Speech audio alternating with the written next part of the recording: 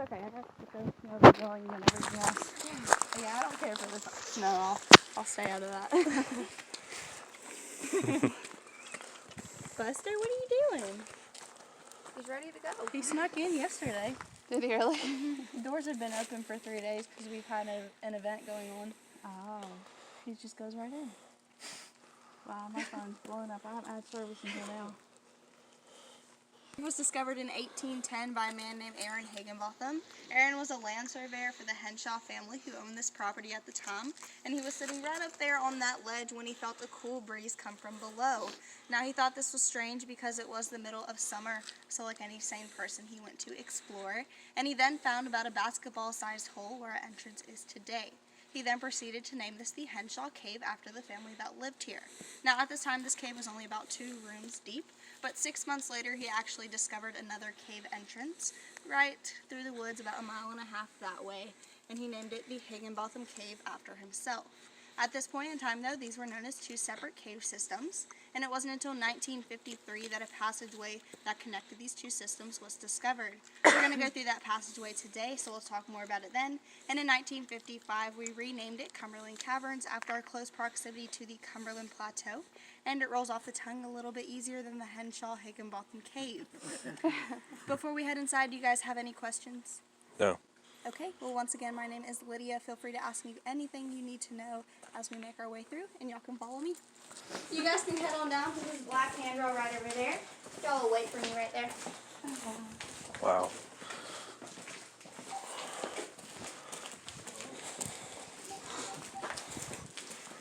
Making that moonshine. Mm-hmm.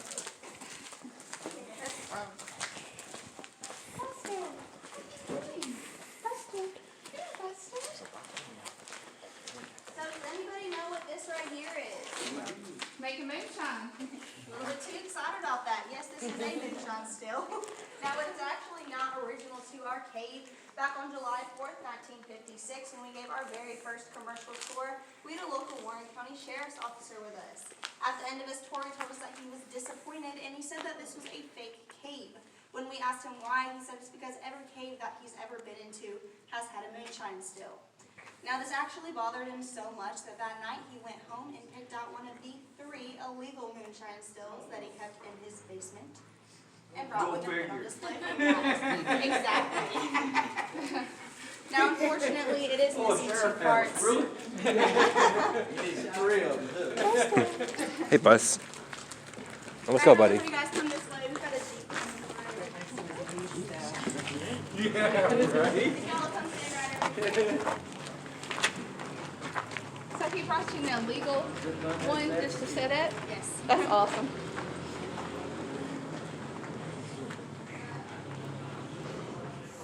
Alright, you guys are good.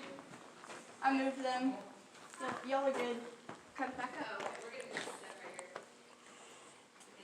Okay, we'll talk about this room in a moment. It was used for saltpeter mining from 1812 until the end of the Civil War. Does anybody know what saltpeter is used for? Gunpowder. Yes, gunpowder. So miners would take soil from right down here, and they would place it into these leaching vats, these wooden structures. They would then take water from our never-ending waterfall that you guys will see in just a moment, and they would sift through that until a milky white substance came out of it. That milky white substance was called niter liquor. They would then place the niter liquor with ash into iron kettles like these over here, and they would boil that until a crystal-like substance formed on the outside. That crystal-like substance was the saltpeter. They would then scrape it off and send it to a mill in Nashville, where they would then turn it into the gunpowder. Now, it took about 4 guys 8 days to dig up this entire room, and it only produced 1 pound to 1.5 pounds of gunpowder, which at that time would only fire a Civil War cannon once, maybe twice if they were lucky. So it was a lot of work for very little payoff. Also, when Aaron discovered this very first room in our cave, where my flashlight is back here, was the ground level of this room. Wow. So they dug it out from right there. Y'all can follow me this way. What do you got? It's Chloe. I told him to trade back out whenever he's in here. Okay. But we were done. Have a fun trip, guys. Thanks. Jesus, sorry guys.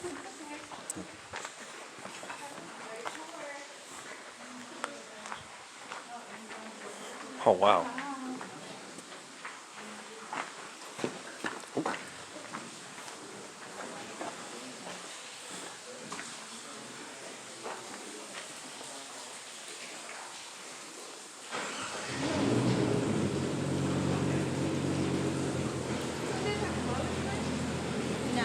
comes down through that waterfall and stays in here.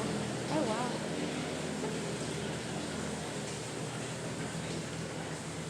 Proximity must be very high. Yes. So this is our Moby Dick room. The reason that we call it that is because when early explorers were coming into the cave, all they had was a pine torch for a light. So they said that this large formation right here resembled a whale. This would be the forehead, the eye, the dorsal fin, and then the tail wrapping down into the water. This formation is made up of something that we call flowstone, and flowstone takes 100 years to form just 1 cubic inch. That is about the size of an ice cube. So you can kind of get an idea from that just how long it took for this formation to grow as large as it is today. Now if you guys will all take a look at all the water below us, this water is 99% pure, but it also contains 1% magnesium. Magnesium acts like a magnifier in water, so where my flashlight is right here is about 9 to 10 feet deep. Now that magnesium also acts as a laxative, so if you were to drink this water, you'd be in for a moving experience. And all of this water comes from our never-ending waterfall just behind the formation, and you guys can follow me this way towards that. So the reason we call it our never-ending waterfall is because as long as man has been in this cave, that water's actually never stopped dripping. That is 209 years. Now we don't actually know where the water is coming from, however. We have done dye tests in our local lakes and rivers, but the limestone rock on the ceiling acts as a filter, and it filtered out all of the dye, so we still have no idea. Will it never speed up? It does. It actually is set up right now because it's been raining for 2 days constantly, but it's never stopped dripping even if we are in a little bit of a drought. And the pool of water below the waterfall is 20 to 30 feet deep, and just underneath the waterfall you guys will also notice our little doggy taking a bath. I'm going to let you guys head up there and check it out. Take all the pictures you like, and once you're finished, it will maybe grab a track can be behind us. Wow. Tank before this one. And when he found it, it was just a 9 by 15 inch hole. That's about the size of a piece of paper flipped on its side. Now, he was also 17 years old when he discovered this hole, so of course he decided to climb into it. And when he did, he realized 2 things. One, that it was entirely too tight for him to crawl back out, so he had no choice but to continue forward. And 2, that it was covered in this stuff right here on the wall that we call cave coral or cave popcorn. Now, cave coral has the consistency of broken glass on the skin. It actually ended up taking Tank 3.5 hours because of that to get him through to the end of our little meat grinder and to the Higginbotham part of the cave.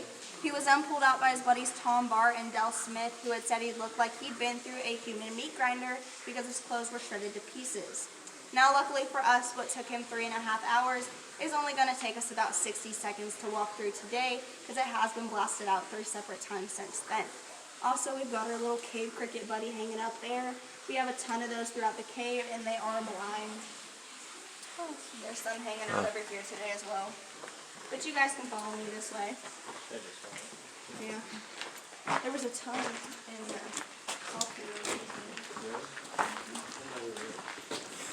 I know, I've never seen them in there. Do they ever make the cricket sound? Or?